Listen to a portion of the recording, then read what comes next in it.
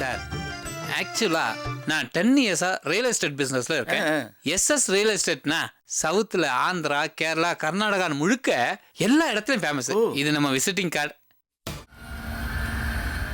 நம்ம அட்வர்டைஸ்மெண்ட் டிவில பார்த்துருப்பீங்களே. பார்த்துருக்கேண்ணே. எந்த சேனலை திருப்பினாலும் உங்க விளம்பரம் தானே.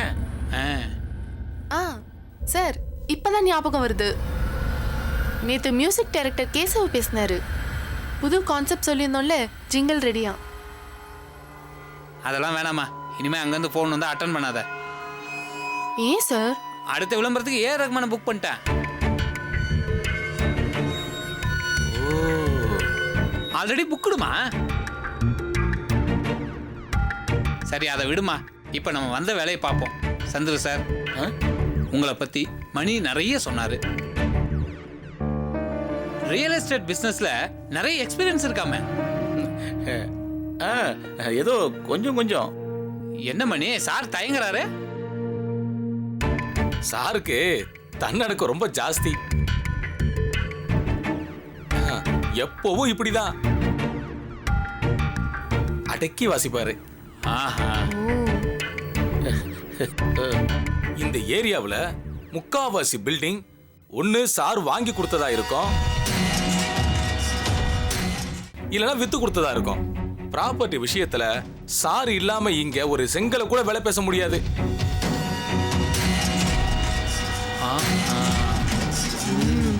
சந்துரு சார் நிறக்கடம் போல.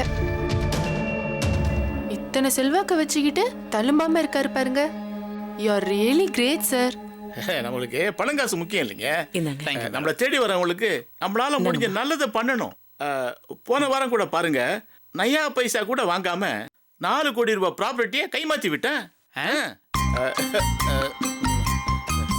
Correct sir. கஸ்டமரோட திருப்தி தான் சார் நமக்கு முக்கியம். இந்த பிசினஸை பொறுத்த வரைக்கும் ஒரே ஒரு விஷயம் தான். ஒவ்வொரு மனுஷனுக்குள்ளேயும் ஒரு வீடு வாழ்ந்துகிட்டு இருக்கும். அது அவனோட கனவு வீடு. அதை நாம சரியா புரிஞ்சுக்கிட்டு அவனுக்கு அதை கிரியேட் பண்ணி கொடுத்தா போதும். இதுதான் என்னோட கான்செப்ட். இன்னைக்கு நான் இந்த பிசினஸ்ல கொடி கட்டி பறக்கிறேன்னா அதுக்கு இதுதான் காரணம். சூப்பரா சொன்னீங்க சார். சார் அதே நேரத்தில் நாமளும் நியாயமான லாபத்தை பார்க்கணும். இல்லைன்னா பிசினஸை ரன்னிங் பண்ண முடியாது சார். 4 கோடி ரூபாய் பிசினஸை கைமாத்தி விட்டேன்னு சொன்னீங்களே, இதுவே சாரா இருந்தா 30% ப்ராஃபிட் பார்த்துருப்பாரு. இது நியாயமான கமிஷன். கிட்டத்தட்ட 13 லட்சம் ரூபாவை கோட்டை விட்டுட்டீங்களே சார். நான் தான் சொன்னேனே மேடம், எனக்கு பணம் காசெல்லாம் முக்கியமே இல்லைன்னு.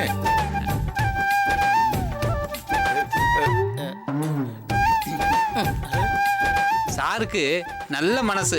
பிசினஸா செய்யாம ஃப்ரீ சர்வீஸா பார்த்துருக்காரு. அதான் நாம வந்துட்டோம்ல, இனிமே நெளிவு சுழிய சொல்லி கொடுத்து நம்ம ரேஞ்சுக்கு தூக்கி விட்டுருவோம். அப்புறம் என்ன, வந்த விஷயத்த பட்டுன்னு பேசி முடியுங்க. ஓகே சந்திர சார், உங்ககிட்ட எக்ஸ்பீரியன்ஸ் இருக்கு, எங்கிட்ட இன்ஃப்ளூயன்ஸ் இருக்கு.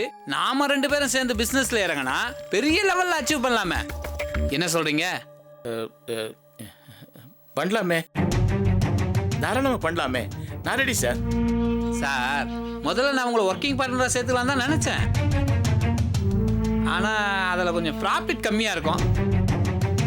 அது எனக்கு சங்கடமா இருக்குங்க.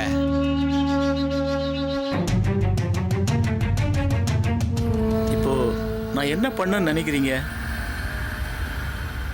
வெரி சிம்பிள்ங்க. உங்களால முடிஞ்ச அமௌண்ட்டை இன்வெஸ்ட் பண்ணீங்கன்னு வைங்க,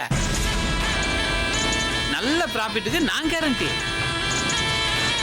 என்ன சொல்றீங்க? அமௌண்டா?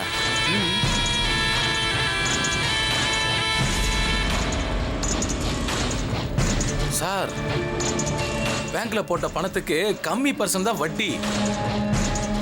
அதையே பிசினஸ்ல போட்டா லாபம் எக்கு தப்பா எகிரி அடிக்கும். யோசிக்காம ஓகே சொல்லுங்க சார்.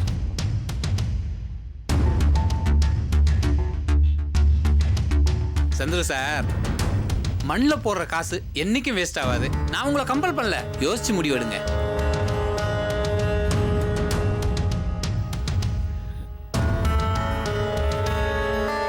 பேங்க்ல கொஞ்சம் அமௌண்ட் இருக்கு. வீட்டில் பேசிட்டு சொல்லட்டுங்களா? தாராளமா பேசுங்க. நீங்க இன்வெஸ்ட் பண்ற ஒவ்வொரு பைசாவுக்கும் நான் கேரண்டி. சார், ஒரே மாசத்துல ஒரு ஸ்மார்ட் கார் உங்க வீட்டு வாசல்ல நிக்கும். அப்படின்னா உங்க பேங்க் பேலன்ஸ்ல எவ்வளவு இருக்குன்னு யோசிச்சு பாருங்க. சார், ஒரு லைஃப் சார், ஒரே ஒரு லைஃப். அதை வாழணும். ரொம்ப யோசிச்சிங்க, இப்படியே இருக்க வேண்டியதுதான்.